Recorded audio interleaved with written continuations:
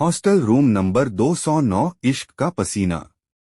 दिल्ली के एक नामी यूनिवर्सिटी का लड़कों का हॉस्टल, जहां रूम नंबर 209 में एक नए लड़के की एंट्री हुई। नाम था अर्जुन यादव। चौड़ा सीना, कटे हुए एब्स, गेहुआ रंग और छाती पर बारीक बालों की हल्की परत। जिनका शौकीन लेकिन आंखों में गहराई थी।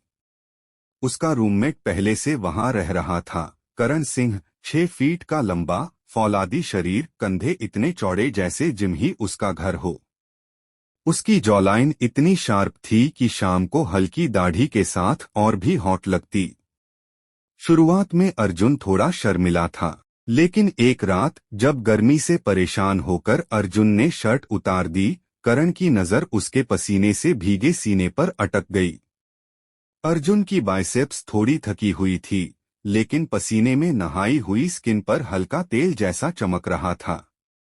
करण बोला, भाई, तूने तो लगता है मुझे जिम छोड़ने पर मजबूर कर दिया। तू देखने में ही वर्कआउट लग रहा है। अर्जुन मुस्कुराया, फिर बोला, देखने की चीज मैं नहीं, तू है। जिस दिन से आया हूं, तेरे बैक की मसल्स देख के नींद नहीं आती। फिर एक दिन बिजली चली गई। गर्मी इतनी थी कि दोनों ने सिर्फ शॉर्ट्स पहन रखे थे। कमरे में सिर्फ एक पंखा था और एक ही पलंग। करण ने अर्जुन को अपने पास खींच लिया। दोनों के गर्म शरीर एक दूसरे से चिपके। अर्जुन की उंगलियां करण की पीठ पर नीचे की तरफ फिसली, जहां उसकी मसल्स पसीने से भीगी हुई थीं। करण ने अर्जुन की गर्दन में अपना हाथ डाला और उसे पास खींचते हुए कहा, ये हॉस्टल रूम नहीं, अब तेरा और मेरा सपना है। उनके होंठ धीरे धीरे पास आए। अर्जुन की छाती से करण की छाती टकराई और दो फौलादी जिस्मों की रगड़ से कमरे की हवा और गर्म हो गई।